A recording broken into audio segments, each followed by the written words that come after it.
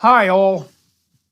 I have been informed by many sources and also observed online, not least because of my discussions with a variety of Muslim thinkers, supporters, and critics, that I have developed an audience in the Muslim world.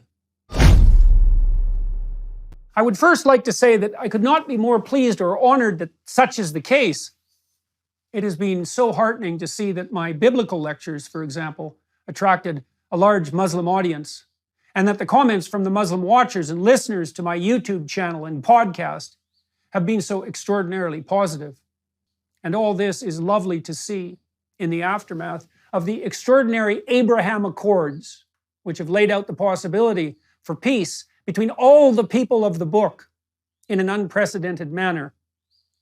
And I have something to say as an extension of all of this. Please forgive my presumption, if you would. It is time for those of you in the Muslim world to stop fighting among yourselves, you Shiites and Sunnis, and also time to stop regarding the Christians, and even more specifically, the Jews, as your enemies. Why?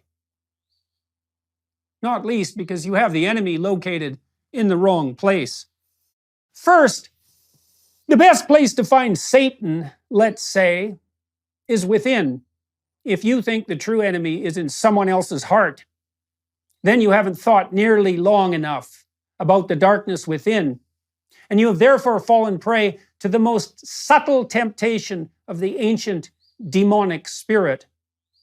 So your best bet on the spiritual warfare front is to make of yourself and your Muslim practice something so admirable that the light shining from your well-constituted psyches and productive, generous, and wise actions is so intense that people convert to your faith from sheer admiration. There's a goal. Second, far more unites you with the other people of the book, as your own prophet himself, peace be unto him, forthrightly said, than what divides you. You all believe, for example, in a book. You all believe, for example, in God, and believe that you have an ultimate duty to that God. You are all followers of a prophetic tradition, and that is a tradition that unites the wisdom of the past with the vision and voice of those willing to see and speak truly and lovingly in the present. And you are all threatened, in a very real sense, by the system of vengeful Luciferian ideas that currently confronts all that is transcendent, traditional, and valuable on the sexual front, on the familial front, on the conceptual front, on the psychological and sociological front, and, in the final analysis, on the theological front. So, how about we all quit squabbling over trinkets and details and face the real problem? And I should also point out that it is not the individual carriers of the woke, politically correct, degenerate neo-Marxist ideas that should be regarded as the enemy either. First, we must take the idea that the satanic impulse within is the prime enemy with all due seriousness.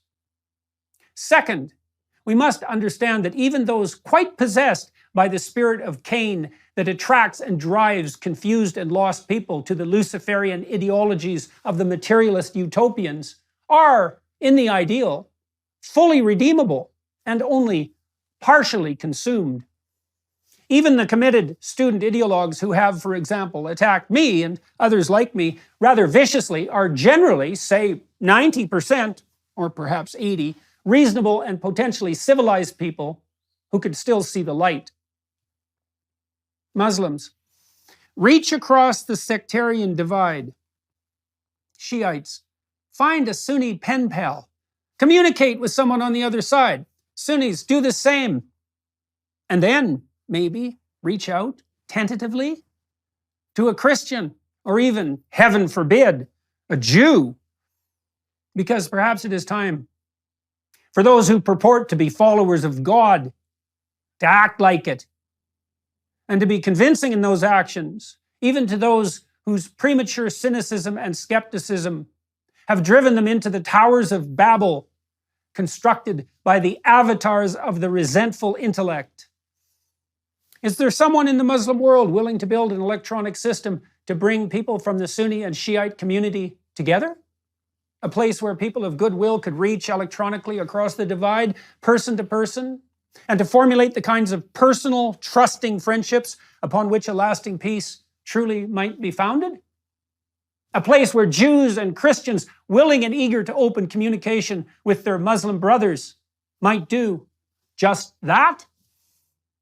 There's a task for someone looking for a purpose, and it's an open invitation to do just that. If you build it, they will come. If you build it, get in touch with me. You'll figure out how to do it, and I'll publicize it.